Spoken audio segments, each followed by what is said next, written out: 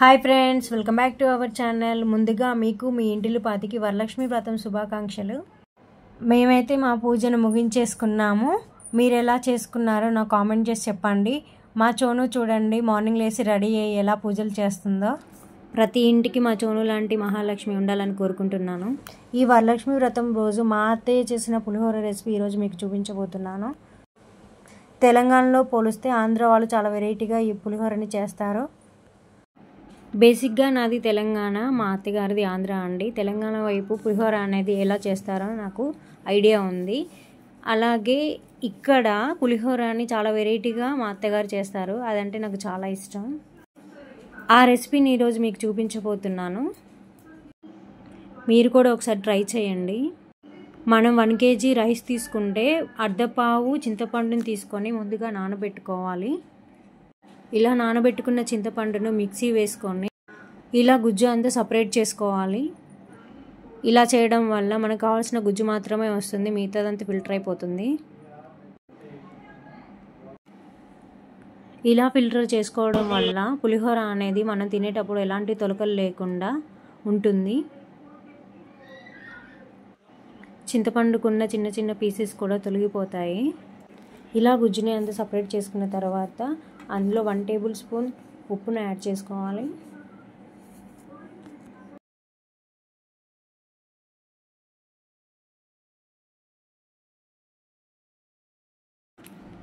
Stove వెలిగించుకొని stove లో ఫ్లేమ్లో పెట్టుకొని ఈ చింతపండు గుజ్జును మరిగించుకోవాలి. అందులో 1/2 కప్పు వాటర్ పోస్తూ గరిటెతో ఒకసారి ఇలా తిప్పుకుంటూ 5 మినిట్స్ పాటు ఇలా మరగనిస్తూ పక్కన ఉంచుకోండి.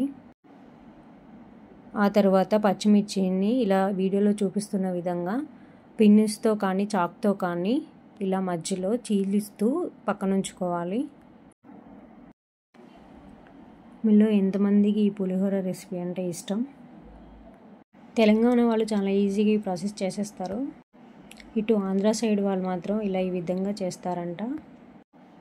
ఆ తర్వాత బెల్లాన్ని కూడా 1/2 కప్పు వరకు ఇలా తరుముకొని పక్కన ఉంచుకోవాలి.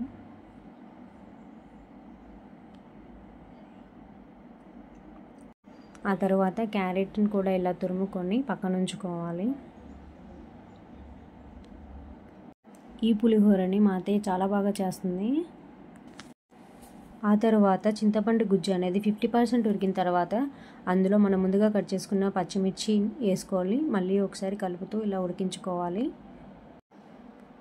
ముందుగానే మనం పచ్చిమిర్చి యాడ్ చేయకూడదు, ఎందుకంటే చిదురైపోతాయి. 50% ఉడికిన తర్వాత పచ్చిమిర్చిని యాడ్ చేయాలి. ఇలా యాడ్ చేసిన పచ్చిమిర్చి 2 మినిట్స్ కుక్ అయిన తర్వాత అందులో బెల్లంని యాడ్ చేయాలి. బెల్లం కూడా 2 మినిట్స్ వరకు ఇలా మరగనిచ్చి ఒకసారి ఇలా మళ్ళీ గరిటెతో తిప్పుకొని 2 మినిట్స్ వరకు మరగనిచ్చుకొని పక్కన ఉంచుకోవాలి.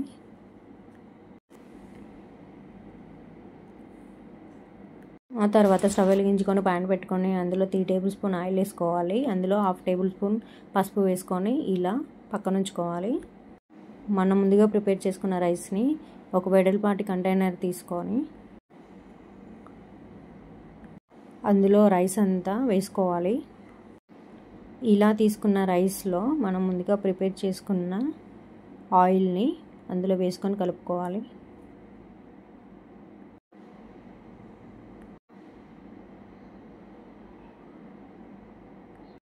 ఇలా ఆయిల్ని కొంచెం కొంచెంగా తీసుకుంటూ మొత్తం ఈవెన్గా స్ప్రెడ్ అయ్యే విధంగా మనం కలుపుకోవాలి.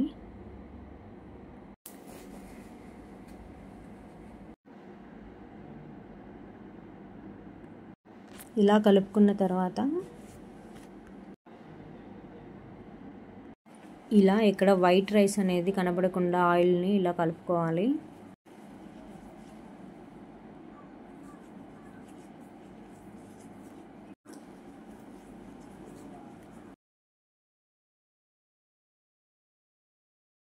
ఇలా అంతా కలుపుకున్న తర్వాత మనం ముందుగా తురుముకున్న క్యారెట్ని అందులో వేసుకోవాలి. ఆ తర్వాత కరివేపాకు రెమ్మల్ని వేసుకోవాలి.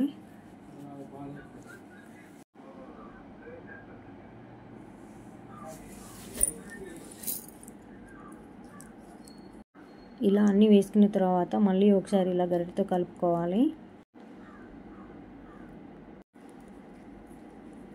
ఇలా కలుపుకున్న తర్వాత ఈ కన్సిస్టెన్సీని పక్కన ఉంచుకోవాలి.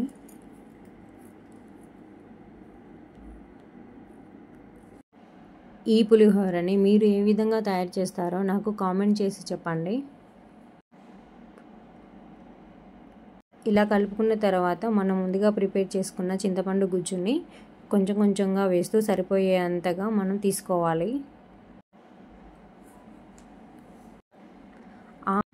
అలా మిగిలిన పులుపు మనం తర్వాత మళ్ళీ ప్రిపేర్ చేసుకోవడానికి కూడా ఉపయోగపడుతుంది.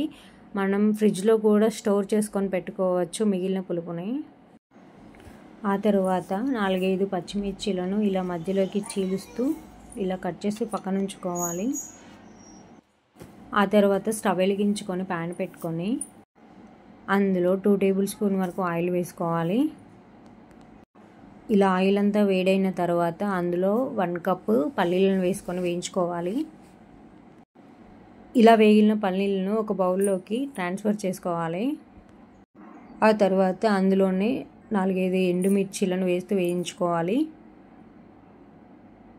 ఇలా వేగిన ఎండుమిర్చిని కూడా ఆయిల్లోంచి తీసి పక్కన ఉంచుకోవాలి. ఆ తర్వాత పోపు దినుసులు ఒక 2 టేబుల్ స్పూన్ వరకు వేసుకొని బ్రౌన్ కలర్ వచ్చే విధంగా వేయించుకోవాలి.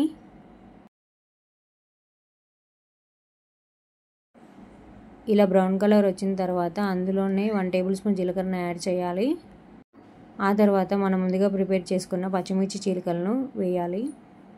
పచ్చిమిర్చి కూడా వేగిన తర్వాత అందులోనే కరివేపాకు వేస్తూ వేయించుకోవాలి.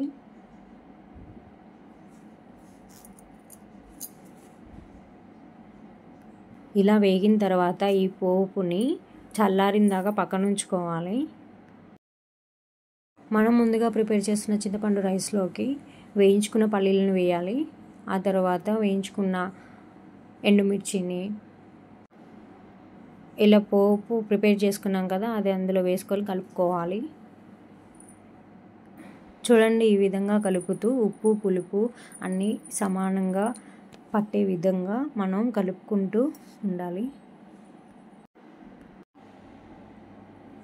మా అత్తయ్య ఇలా పులిహోర కలుపుతుంటే మా చూను చూడండి ఎలా చూస్తుందో.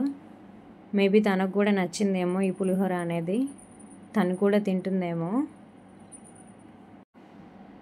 నాకు కూడా పెట్టండి అన్న విధంగా చూస్తుంది అంతే అండి. ఎంతో ఈజీగా రెడీ చేసుకోవచ్చు మనం ఇలాగా. మీరు కూడా ఒకసారి ట్రై చేసి ఎలా వచ్చిందో కామెంట్ చేయండి. చాలా ఈజీగా టేస్ట్గా ఉంటుంది. ఈ విధంగా మీరు ట్రై చేసి చూడండి. ఈ వీడియో మీకు నచ్చిందని అనుకుంటే ఇంకొక మంచి వీడియోతో మీ ముందుకు వస్తాను. Bye bye.